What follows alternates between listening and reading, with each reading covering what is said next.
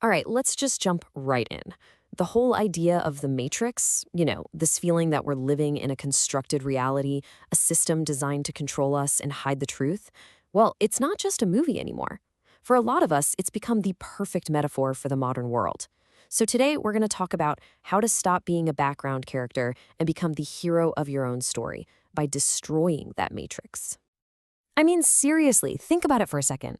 Ever have that feeling that you're just on autopilot? Just going through the motions day in and day out? Like you're reading lines from a script you never even got to see, playing a part you definitely didn't choose? That strange feeling, that little sense that something is just off. That's the first clue. That's the glitch in the system. And that glitch, that's the moment you kind of snap out of it. You look around and the world just feels, well, programmed. You see people moving in these super predictable patterns, chasing the same trends, all consuming the same media. Owen Cook has this wild term for it, a world of Oompa Loompas and NPCs, non-player characters, basically. People who just seem to be following their programming in a game someone else is running. But what if this isn't some random accident?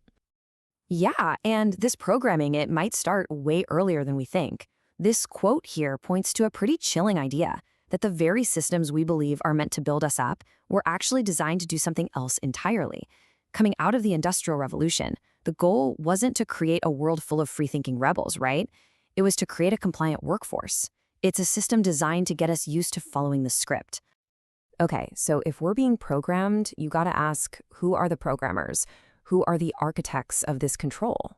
Well, the sources we dug into point to some pretty fascinating and honestly kind of disturbing theories, so let's pull back the curtain and take a look. It seems like this whole control system comes at us with a two-pronged track. On one side, you've got psychological control.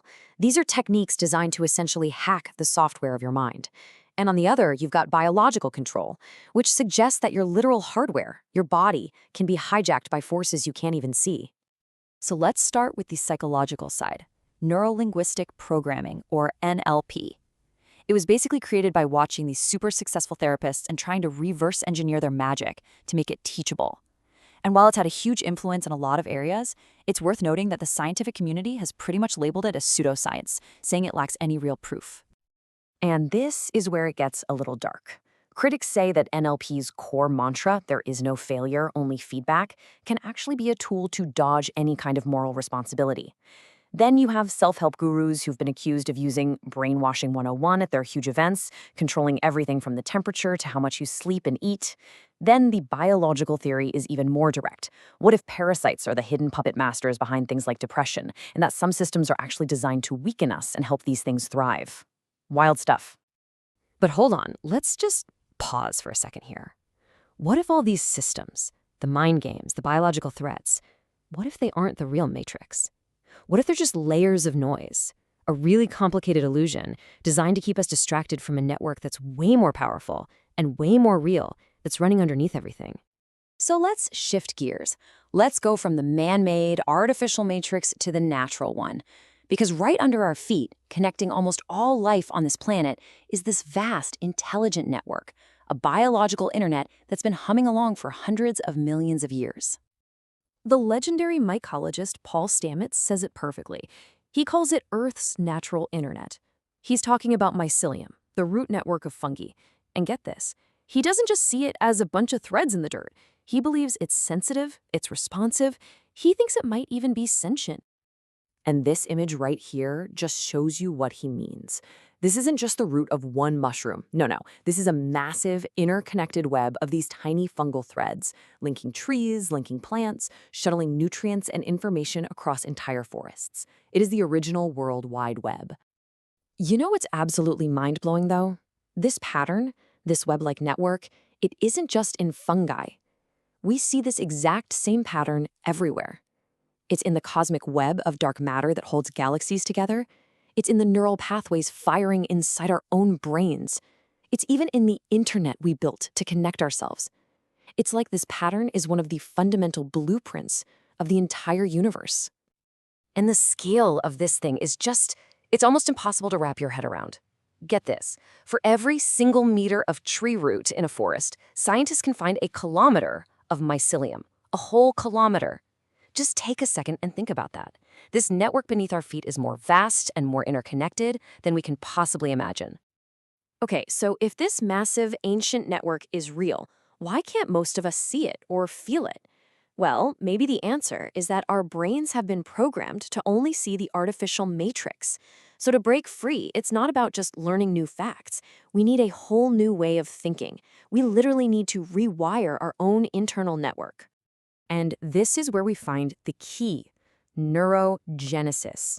It's the brain's incredible ability to grow new neurons and forge new connections. And this is where it gets really interesting, because as Paul Stamets and other researchers have shown, compounds like psilocybin have been medically proven to kickstart this process, literally letting the brain reset itself and break out of old, rigid ways of thinking. Just look at this. It says it all. On the left, you've got a brain on a placebo, just the normal communication patterns. On the right, the same brain on psilocybin. It's like a fireworks display, an absolute explosion of connectivity. You're seeing hundreds of new pathways lighting up between parts of the brain that almost never talk to each other.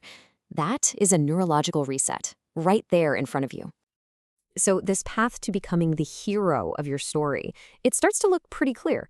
First, you have to wake up and see the old programming for what it is. Second, you introduce a catalyst, something that shakes things up. That's what allows your brain to start forging these brand new pathways. And finally, the most important part, you have to integrate that new, wider perception into how you live your life. And this story just shows you how powerful that change can be. Paul Stamets tells this incredible story about how a single, powerful psilocybin experience helped him overcome a stutter that had crippled him his entire life.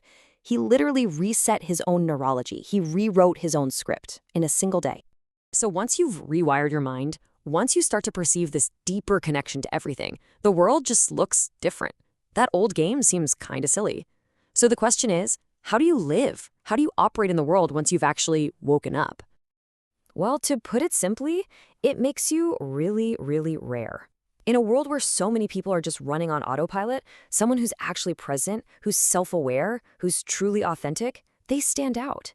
You become what Owen Cook calls a unicorn. And this awakened state, it's not about being spaced out all the time. It's about being deeply engaged. It's about being present instead of on autopilot. It's what Owen Cook calls going 1,000 times down on who you actually are, not who you think you should be. It means seeing things like profit as a question of quality, not just quantity. It means finding that joy, that fun of a 5-year-old again. And most of all, it's about operating from a place of connection, not division. And really, that's the big takeaway here. Destroying the matrix isn't about running away or escaping the world. It's the complete opposite. It's about finally being able to engage with reality, with other people, and with yourself, from a place of real authenticity, real power, and real connection, completely free from that old, tired programming. You know, this whole journey really suggests that we have so much more power to shape our reality than we've been led to believe.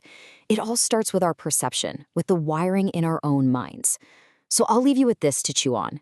If you could actually rewrite your own script, if you were the one holding the pen, what would be the very first word?